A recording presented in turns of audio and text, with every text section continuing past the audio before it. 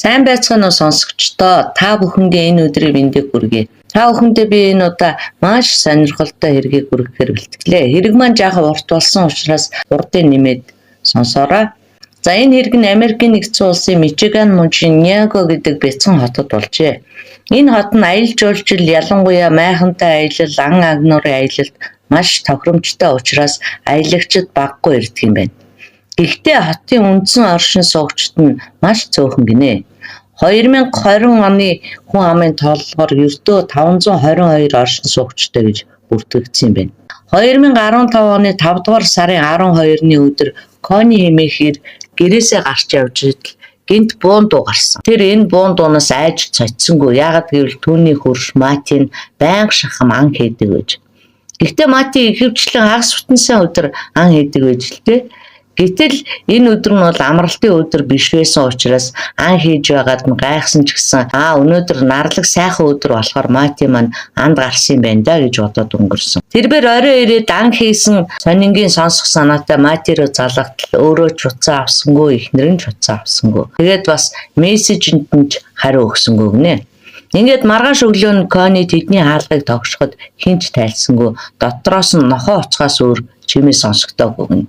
Ингээд Кони ажил руугаа явчаад өдөөс хойш 3 цагийн үед ирэхэд мөн л хаалгаа тайлахгүй байсан учраас хаалгыг хүчтэйхэн түлхээд орхисон чинь хаалга нь нэгтчих. Тэгээ мань хүн явж ороход зочны өрөөнийх нь эд юмс энд тэндгүй хөглөрч гсэн эмх замбраагүй байдалтай байж гинэ.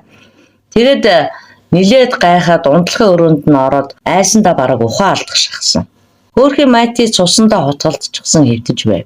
Гэтэл хүнжил доор нь бас нэг юм байх шиг болохоор нь очоод хүнжлийн сөхөд харсан чинь эхнэр Гэлена нь үс толгойн тэр чигтээ цусанд бодогдчихсан хэвтэж байв. Кони айсандаа муухай хашгираад тэднийхээс гүйж гарлаа. Тэр даруй цагдаа дуудахад цагдаагийнхан ч цаг алдалгүй хүрээд ирж байв. Мати 5 удаа буудуулсан байсан бөгөөд нэг нь яг зүрхэнд нь таарсан байсан. Басараад нэлийн удаж байгаа бололтой байв. Гэрт нь нэгжлэг хийхэд орон дээр нь хид хідэн сумны хонгоо бас нэг буудаагүй суманд нүхлэгдчихсэн дэр онгорхой байсан септэнд нь $200 байсан байна. Бас хосуудын гар утсан ч байж иж. 5 удаа буудуулсан Мати аль хэдийн өгчихсэн байв. Харин эхнэр Гэлена нь толгойдоо 2 удаа буудуулсан байсан бөгөөд мэдээж толгойдоо буудуулчихсан хүнийг амьд байна гэх ямар ч найдвар байхгүй. Ингээд хөөрхий золгүй эхнэр нөхөр хоёрын цогцыг түргэний машинд ачижээтэл эхнэр Гэлена нь гинт нүдэ нээгээд ухаан ороод босох гэж байдгаараа тэмцэж эхэлсэн бөгөөд эмнэлгийн ажилтнууд руу би босмоор байна гэж байдгаараа хашгирч эхэлсэн. Өвчсөн гэж бодож исэн хүн гинт ухаан орж дүүгэрч барахгүй ойрлж хашгиран сэтгэл хөдлөл гаргасанд нь тэнд байсан хүмүүс маш их гайхаж бас баярлсан гинэ. Ингээд цагдаа нар юун түрүүнд амьд байгаа хүнийг нь аваргаар түргэн тусламжийн төв рүү явууллаа. Хэргийн газрын анхны дүгнэлтээр тэд гадны халдлагад өртсөн байд гэж дүгнэв. Магадгүй гэртэн дээр мийх гэж орж ирсэн байх гэдэг таамаглал гаргасан. Мати Гэлена хоёрын тухай яриа. Мати Гэлена хоёрын хувьд энэхүү гэрлэлт нь бол хин хинийх нь 2 дахь гэрлэлт байжээ. Гэлээ ихтэй тэд энэ бяцхан хотдоо төрж өсөж бага наснаасаа найзалж тоглож өссөн хүүхдүүд юм байна. Оровч гарвч хамт байж өсөж томорсон хойноч бие биетэй хайр сэтгэлтэй байжээ. Мати багасаа л ан хийх дуртай байсан болохоор түүнийг анд явж ирээд ангаа янзалж байхад нь Гэлена түүний хажууд чимээгүйх нь харж зогсох дуртай байсан гинэ. Хаач явсан хизээний л хамт явдаг байж. Гэтэл юунаас ч болсон юм анхны хайр нь бүтлгүүтэж тэр хоёр салжээ. Гэсэн ч тэдний хин бүтлгүүтсэн анхны хайрандаа харамсаж явдаг байлаа. Гэлена уурлаж гомдсондоо Боб хэмээх залуутай гэрлэж 2 хүүхэдтэй болсон. Үүний дараа Мати ч бас Кристина Гиллер гэдэг бүсгүйтэй учирч удалгүй бас л гэрлэж 3 хүүхэдтэй боллоо. Гэрэлсэн ч гэсэн Мати ан хийх, загас барих хоббиноос салаагүй.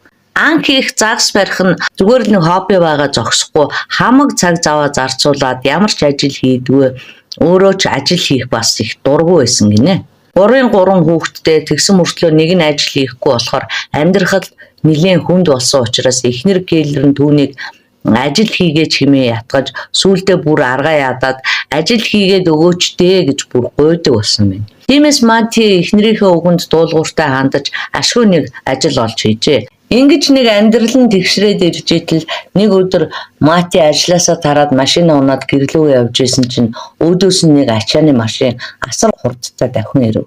Мати хэдийгээр бараг нүүрэн дээр нь тулаад ирсэн машинаас булдах гэсэн боловч самбаачлах цай олдсонгүй.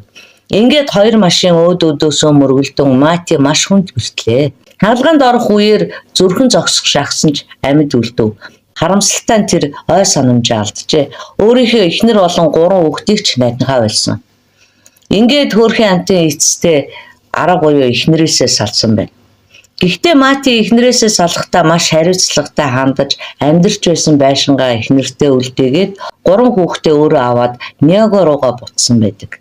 Машины ослын даатгалаас авсан мөнгөн дээрээ банкнаас зээл аваад байшинтай болцгоосон. Дараа нь нөхөн сэргээх эмчилгээнд явснаар овоо сүрхээ эдгэрсэн байна. Энэ үед Гэленач бас нөхрөөсөө салаад байлаа. Тэрээр Матигийн хүнд гэмтсэнийг сонсоод дотроо маш их өрөвдөж байнга эргэж тойрч асардаг байв. Ингэж Матид тусалж асарч тойлсоор байгаад нэг л мэдхэд тэдний дундх мартагдсан хайр нь дахин сэргэж харилцаагаа шинжлэх боломжтой болсноор тэр хоёр эвлэрсэн байна. Гэвч үүнээс хэдэн жилийн дараа автомашины ослоос болсон гэмтэл нь дахин сэтэрч Матигийн нүднийх нь хараа муудаж 3 хүүхдээ харж хандах нь битээл бараг өөрийнхөө эд эрхтнийг харахад хэцүү болсон. Ингээд арга буюу хүүхдүүдийнхээ ээж Келлитэй холбогдсон. Хуучин эхнэртэйгээ холбогдсонд нь Гэленач түүнийг буруутгаж бас салж явсангүй. Ингээд Мати хүүхдүүдээ ээж рүү явуулжээ. Гэлена ажилласаа гарч Матиг асарч халамжлах болсон байна. Гэлена ажилласаа гарснаар энэ хоёр хүн төрд найдаж амьдрахаас өөр аргагүй болсон. Матигийн хөдөлмөрийн чадвараа алдсны $1100, Гэленагийн өвчтөе хүн асарсны урамшуулал $3153-оос өөр орлогогүй.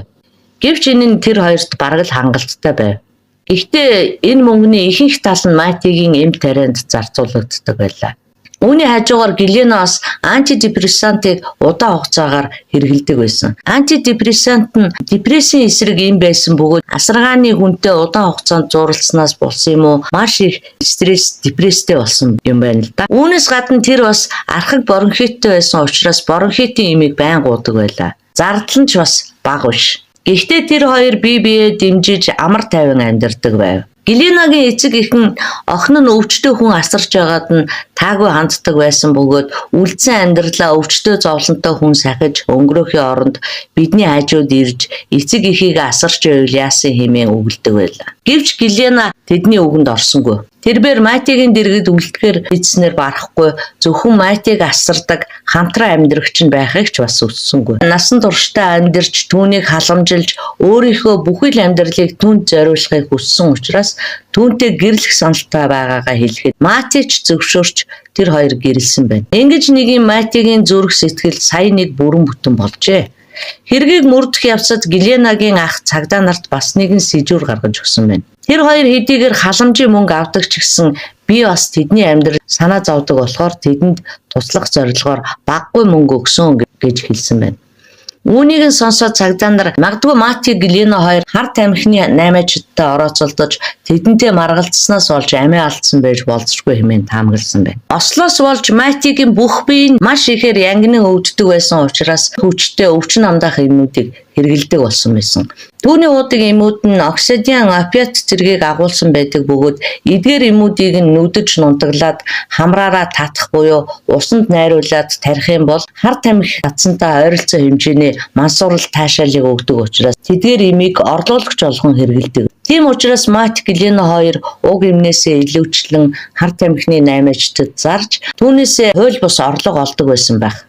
Энэхүү хууль бус 8-анаасаа болоод хар тамхины 8-ачдтай ам зөрж маргалцснаасаа нөгөөдүүл нь тэднийг алах гэж шийдсэн байх хэмээн цагдаа нар сэжиглэж эхэлсэн байна. Нэг эмэгтэй цагдаагийн газар руу залгасан. Энэхүү утасны дуудлага нь уг хэрэгт бараг л уран зөвнөл оруулсан гинэ. Франк гэгч тэр эмэгтэй хэлэхдээ та нар энэ хэрэгт маш хайхрамжгүй хандж байна. Матигийн зочны өрөөний буудан доогуур харах хэрэгтэй. Тэнд хүн амины алгын зэвсэг байж магадгүй. Мати Гэлена хоёр хоёулаа баруун гараараа юм хийдэг. Хоёулаа баруун гартай. Тийм учраас тэдний баруун гарыг нь сайн анхаараарай гэж хэлсэн байна. Франк гэдэг үсгүй орон нутгата зүүн бэлэгтэн гэж яригддаг байсан болохоор энэ мэдээллээ би сүнстэй харилцаж оюун санааныхаа хүчийг ашигласнаар энэхүү мэдээллийг олж авсан гэж цагдаа нарт мэдэгдсэн байна. Мэдээж цагдаа нар бол зүүн бэлэгтний үгэнд итгээгүй л дээ. Хэрвээ зүүн бэлэгтнүүд хэргийг илрүүлчихдэг байсан бол мөрдөн байцаагчийн хэрэг байхгүй нь мэдээж штэ. Тэд бол түүний үгийг зүгээр орхисонгүй. Матигийн гэрт дахин нэгжлэг хийхэд үнэхээр л зочны өрөөнийх нь буудан доороос Рогер Маркийн гар буу олдсон. Түүний өгсөн мэдээлэл үндэслэлтэй байсан болохоор цагдаа нар Френийг сэжиглэж эхэлсэн байна. Френ бол Матигийн холын үеэл байсан. Тийм болохоор тэдний гэрээр орж гардаг байсан байж таарна. Тэгээд гэрийнх нь хаана юу байгааг мэддэг байсан. Тийм ч болохоор энэ гэмт гэрэгт ямар нэг сэжмээр холбоотой байх гэж бодоод түүнийг судлаад үзэхэд Гэлена Мати хоёртой тэр бүр уулздагчгүй гэр орноор нь зочилдогчгүй болж таарсан. Түүний явсан газрыг нь ч мөн шалгаж үзэхэд бол 100% алиби байсан. Үүнээс үндэслэн Мати Гэлена хоёр хамаатан садандаа очдоггүй уулздаггүй гэдэг нь цагдаа нарт бүр л хачиргалтай санагдсан. Мати Гэлена хоёрын харилцаа өнгөц харахад сайхан харилцаатай байдаг ч гэсэн тэд нар бол хоорондоо жигтэйхэн хэрэлдэж нэгнийгээ байхгүй болтол нь улмаж тэдний хэрүүл нь 5 метрийн зайд байх хөршүүдэд нь хүртэл сонсогддог байсан гинэ. Мати бол маш харамч нарийн. Тийм болохоор байнга байшингаа бүхэлдэн тойруулаад хэрүүл хийдэг байсан. Байшингаа тойруулж хэрүүл хийдэг гэдэг нь одоо тог их үрж байна, гэрлээ унтраа, цахилгаан эмнэхийн тулд агарж болгочаа салга, ядчил баг дээр нь 50 гэж ирээд л манайхаар бол дандаа л юм тулга тойрсон жижиг сажиг хэрүүл хийдэг байсан гинэ. Тэрнээсээ болоод л бөөн дуйлан шууган тарьдаг байсан байна. Матигийн нарийн харамчийг нь мэддэг байсан хөршин ямар сандал нэг удаа тэгж хошгонсон байна л да. Матигийн дорхтой хос оймстой орж болохгүй шүү гэж. Хос оймс өмснийг нь харах юм бол үргэлж хэмнэх гэж байдаг Мати 2 оймс өмслөө гэж уурлана гэж тийм яг тутгаар хэлсэн юм байна л да. Гэлена бол Матиг асрах нь өөрт нь орлого мөнгө авчирдаг гэж боддог байсан. Тэр бас ихэвчлэн дэлгүүр хоршоо явж дуртай ямаа худалдан авч ийхүү зоргоороо мөнгөө үрж байж л амьдралынхаа зовлон зүтгүүр стрессээс ангижиж чадна гэж үздэг байсан болохоор мөнгө үрэх дуртай байсан. Гэхдээ тэр бол төлбөр тооцоогоо хоцроолгүй хийдэг, төлбөр тооцооны асуудал дээр маш хариуцлагатай ханддаг байсан. Матигийн ээж нь гэмт хэрэг үйлдгээс хэдэн сарын өмнө уцаар ярихдаа банкнаас танаа зээлийн хугацааг хэтэрсэн учраас зээлээ төлөх шаардлагатай гэж дамжуулж хэлсэн юм байна. Гэлена бол гэр бүлийнхээ бүх мөнгийг хариуцдаг байсан учраас тэр даруй Мати Гэленагаас асуухад юу ярьж байгаа юм бэ? Цаг тухайд нь байнга мөнгө төлдөг банкныхаа андуурсан байлгүй дээ гэж хэлсэн байна. 2015 оны 4-р сард орон нутгийн сонинд тэдний байшингийн хугацаа нь хэтэрсэн тухай мэдээлэл нийтлэгдсэн байсан бөгөөд хэрэг гарсан өдөр буюу 2015 оны 5-р сарын 12-нд Мати Гэлена хоёрын амьдардаг байшинг хугацаа нь хэтэрсэн учраас дуудлага худалдаагаар зарна гэж мэдэгдсэн байна. Тэр хоёр нийтдээ $48,000 өртөө байсан.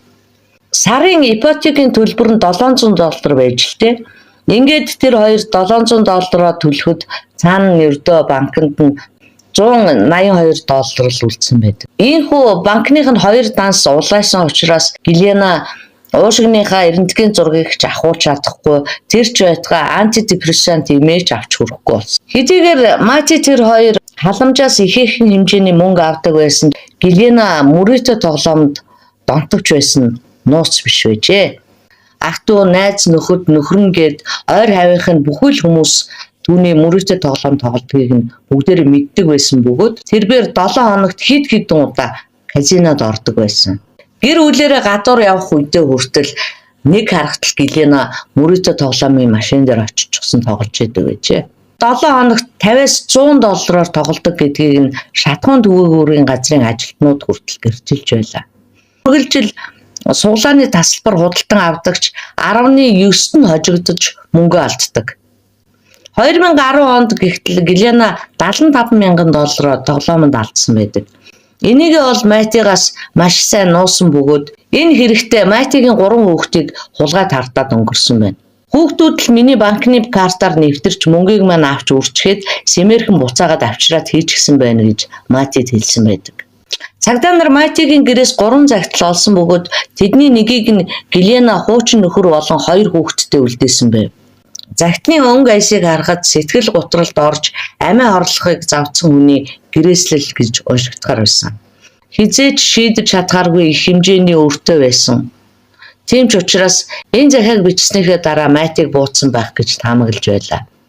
Тэгэхээр зэрэг Гэлена эхлээд захиаг бичээд дараа нь Матийг буудаад тэгээд Матийг бууцсныхаа дараа өөрийгөө буудаад тэгснээ бууга цэвэрлээд тэгээд зочны өрөөний буудан доогуур бууга хийж орхичоод дараа нь унтлагын өрөөндөө орж өгөхээр хэвцэн гэсэн үг. Ингэж бодохоор бол нэг л үнэмшил муутай санагдаж байгаа. Цагдаа нар амьд байсныг нь ч мдээгүй байхад толгоондоо шархацсан Гэлена гинэц ирсэн ч машины ослын дараа Мати ой санамжаа алдсантай адилхан бас л ой санамжаа алдчихсан. Гэленаг сэрэнгүүт нь Америк нь аварсан нь бол сайн хэрэг болсон. Энгийн амьд үлдсэн Гэленаг Матигийн 3 хүүхэд нь харин алуурчин гэж буруутгаж байсан. Гэвч Гэлена би Матиг алаагүй, би түүнийг алахчгүй байсан. Учир нь бол Мати миний хувьд бүх зүйл маань байсан юм гэж хэлж байлаа. Гэленагийн оюун санаанд сэргэхэд тэрээр байшин барьцаалагдаж хураагдсныг огт мэдээгүй байсан бөгөөд амиа хорлох тухай тэмдэглэл бичснээ ч санахгүй байсан. Тэр үнэхээр ой санамжаа алдсан юм шиг харагдаж байсан ч гэсэн Матигийн гэр бүлийнх нь бол түүний энэ байдалд нь огт итгээгүй. Тэд Гэлена Матиг алсан гэж сэжгэлсээр л байлаа. За энэ хэрэг ингээд ямар ч сэжүүргүй болоод байсан бөгөөд Гэленагийн ухаангүй байхад нь түүний гар утсыг бол цагдаагийнхан хадгалж исэн бөгөөд үнэхээр сэжигтэй санагдаж байсан учраас түүний гар утсыг гаргаж ирээд гар утсных нь хайлтынхын түүхийг гаргаж авсан.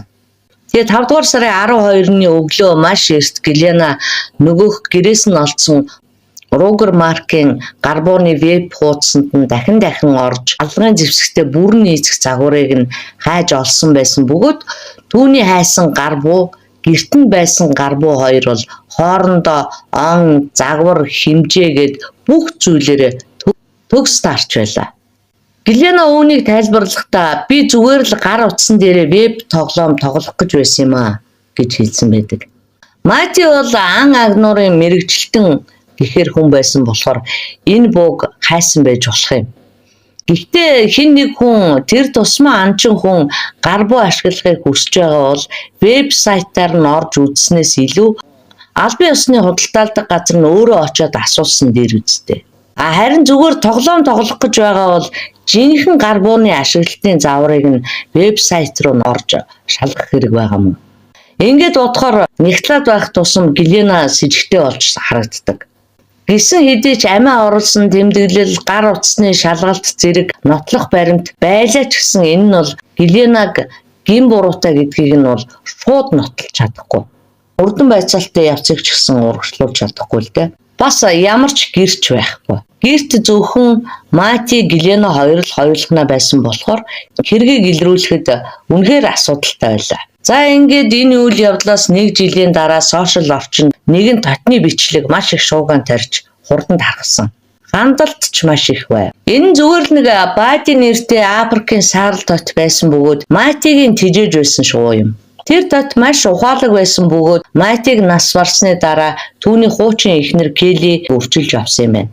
Гэртээ авчирснаас хойш 2-7 хоногийн дараанаас л нөгөөх тот ч сони юм ярьж эхэлсэн гинэ. Тэр яриа нь бол маш их хараалын үг, архиралт байснаас гадна яг хоёр хүн хэрэлдэж байгаа юм шиг яриануудыг ярьдаг байсан. Үгүй ээ, битгий намайг буудалтаа гэж хашгирч байгаа нь Мати яг нас орохынхаа өмнө сүүлчийн удаа ингэж хэлж байсан юм шиг тийм бачимдсан өнгө аястай байсан гинэ. Бади тот дуу хоолойныхоо өнгөний байрлалыг зүүн баруунаар нь сольж дуу хоолойныхоо шугамыг өөрчилснөөр яг л эрэгтэй эмэгтэй хоёр хүн хоорондоо хэрэлдэж байгаа юм шиг нэг өсөндөө Мати Гэлена хоёрыг дуурайдаг байлаа.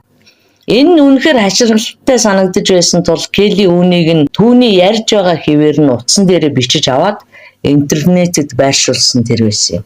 Бичлэгийг үзсэн бүх хүмүүс л гэмтлийн дараах стрессийн синдромтой болсон байна гэж үзэж маш их өрөвдсөн сэтгэлдлүүд бичсэн байлаа. Уг алдлан татны сэтгэл зүйд маш их тод гэмтлийг учруулсан байна гэж үзэж байна. Уг хэрэг гарахаас өмнө Гэлена бүх зүйлээ алдчихсан байсан учраас тэр өдөр эм худалдаж авах ч мөнгөгүй байсан. Тийм учраас Матигийн өвчин номдох эмнээс авч зараад мөнгө олсон бөгөөд тэр мөнгөөрөө эмийн сангаас өөрийнхөө уудаг бронхитын эмийг худалдаж авахар төлөвлөж байсан ч толгойд нь бол удахгүй дуудлага худалдаанд орох байшин нь бодогдоод байсан учраас авахгүй ч байсан эмээ түр хойшлуулад шүд зуужгаад шууд казиноор алхсан. Мэдээж тэр хичнээн хичээсэн ч гэсэн дахиад л мөнгө алдсан нь ойлгомжтой. Ингээд ямар ч мөнгөгүй болсон Гэлена гэртээ ирж нөхөртөө хамаг үннээ хэл нүглээ намжлах гэсэн боловч үүнээс олж гэрт нь дахиад л бөө хэрүүл болж шууганд эгдсэн. Ингэж байшингаа хүртэл алдах гэж байгаа нь Гэленагийн хувьд бол анхны тохиолдол биш юм. Тэр урд нь өөрийнхөө унж явсан машинаа хүртэл мөрөөдө тоглоомд алдсан байдаг. Гэхдээ бол тэр хизээж өөрийнхөө энэ буруутай үйлдэл харамсдаггүй, гэмшдэггүй тийм хүн байсан. Уурлаж бухимдсан Гэленагийн толгойд нэг юм орж ирсэн нь буу байсан. Тэрээр Сепиг онгойлгон бууг гаргаж аваад түүнийхээ дараа салсан нөхөр болон 2 хүүхэдтэй загтал үлдээгээд тэгээд бууг хэрхэн хэрэглэх талаар дэлгэрэнгүй хайлт хийж эхэлсэн байдаг. Үүнийхээ дараа унтаж байсан нөхрөө 5 удаа буутсан.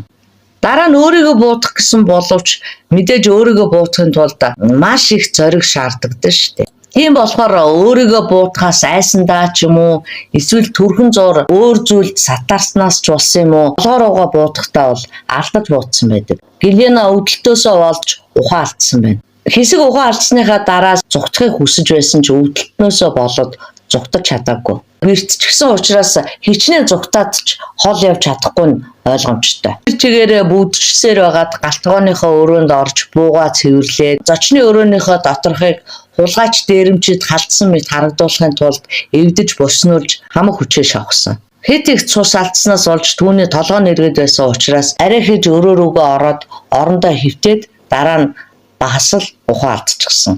Гэлена энэ бүхнийг мэдүүлж байхад Баадын нэртэй тотны хийснээр хүмүүст үнэхээр утгагүй сонсогдож байсан. Америкийн нэгдсэн улсад нотлох баримтыг хатуу хязгаарлагдгүй бөгөөд холбогдох дүрм журамд нь нийцж байгаа тохиолдолд бол хэргийг шийдвэрлэхэд туслах зорилгоор ан амьтдыг ашиглах явдал байдаг юм байна.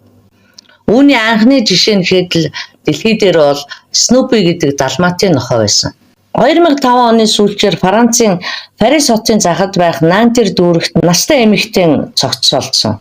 Уг цогц нь өндрөөс дүүжлэгдсэн байдалтай олдсон учраас мөрдөгчд түүнийг амиа оруулсан гэж үзжээ. Гэвч гэр бүлийнх нь бол үүнийг маш хүчтэй эсэргүүцэж байсан учраас хэргийг хааснаас хойш 2 жилийн дараа дахин сэргээж прокурорууд хохирогчийн тижээвэр нохойг шүүх хуралд оролцуулахыг зөвшөөрснөөр Снупи нэртэй нохой гэрчээр орсон юм байна.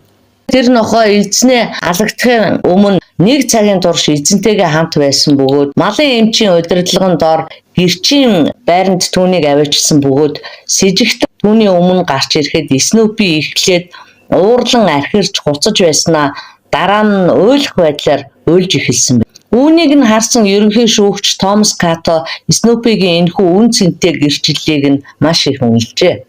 Ийм учраас тотны гэрчлэлийн тухайд энэ нь бол шин зүйл биш юм. Харин Британийн болон Америкийн хууль тогтоомжинд тоттой холбоотойгоос гадна ер нь амьтны гэрчлэл нь жаахан асуудалтай байдаг юм байна.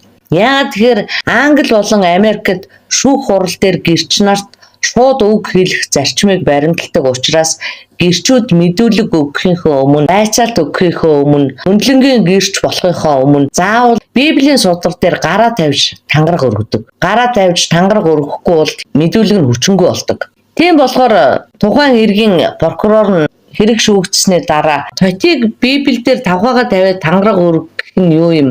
Энэ бол маш хэцүү асуудал гэж хэлсэн байна.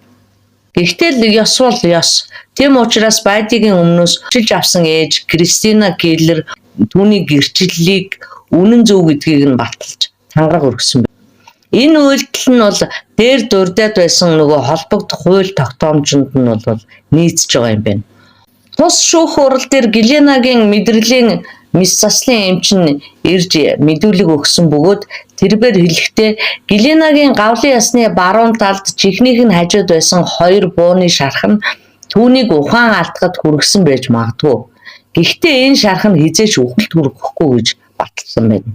Гэмт хэргийн анхны гэрч болох хөрш Кони ч гэсэн мөн мэдүүлэг өгсөн бөгөөд тэрээр хэлэхдээ би цагдаа дуудах гэж яваад буцаад ирэхэд Геленагийн толгойн байрчил өөрчлөгдсөн бололтой байсан. Гэвч тэр үед би маш их айж сандарснаасаа болоод би л буруу харчихсан юм байлгүй дээ гэж өөрийгөө буруутхан бодож байсан гэж хэлсэн байна. Хэдийгээр буун дээрх гарын хээг нь сайтар цэвэрлсэн байсан боловч бууны гар дээр үлдсэн хүний арьсны жижиг хэсгүүдийг гаргаж авч чадсан бөгөөд ДНХ-ийн шинжилгээ хийхэд тэрхүү арьсны хаг нь Геленагийнх мөн гэдэг нь батлагдсан байдаг. Мөн олдсон 3 захидал дээрх бичгийн хэв нь бас л Геленагийн бичгийн хэвтэй 100% таарч байгааг тодорхойлсон бөгөөд энийг бол дуурайлагаж хийх ямар ч боломж байхгүй. Шүүгч Геленагийн гар утасны хайлт болон дэрэн дээр гарсан бүхэнд нь үндэслэн санаатай аллах гэдгийг нь тогтоож чадсан. Rogergan Manufacturing компани веб хуудас руу яах гэж орсон зорилгыг нь Геленагаас асуусан ч гэсэн тодорхой хариулт хэлээгүй. Гэлээчгэл гэсэн нотлох баримтуудыг харахад бол санаатай гэдэг нь батлагдаж байсан. Учир нь тэрхүү Roger маркийн гар бууны сум нь хойноос угсарч гардаггүй. Зөвхөн нэг удаагийн үйлдэлээр нэг л сум гардаг. Уг буугаар буудахын тулд буудах болгондоо бууны арын хэсэгт байх алхахыг нь хуруугаараа хойш нь татаж цэнгэлдэг юм байна. Матигийн биеийн хэсэгт нь бол 5 удаагийн бууны шарх байсан. Эхний 2 удаагийн буудалтаар дэр нь нэвт буудагдсан байсан бөгөөд Гелена үүний дараа Матигийн толгойн доороос дэрийг нь сугалж аваад цааш нь үргэлжлүүлж буудсан. Энэ болгондоо гохыг нь татаж цэнэглээд байсан гэхээр Гелена аллагыг хийхээс өмнө аль хэзээний сайтар бодож төлөвлөсний эцэст үйлдсэн гэсэн үг юм. Юу гэсэн үг вэ гэхээр Гелена нэг буудчихад дараагийн сумаа цэнгэлэхийн тулд тэгэхэд тэр хооронд бол за би чинь одоо буруу юм хийж шүү. Одоо энийг болиё гэд болж болох байсан бодох тийм чөлөө гарч байсан. Гэтэл тэр бол энэ чөлөөг ашиглаагүй. Тэгэхээр зэрэг энэ нь бол санаатай үйлдэл гэдэг нь харагдаж байгаа юм. Гэрч болох бади тотны тусламжтайгаар тангарагтны шүүхийн бүрэлдэхүүн хэдэн цаг хэлэлцсэний эцэст Геленаг буруутай гэж үзэн түүнийг давж заалдах хэрэггүйгээр бүх насаар нь хорих ял оноосон байна.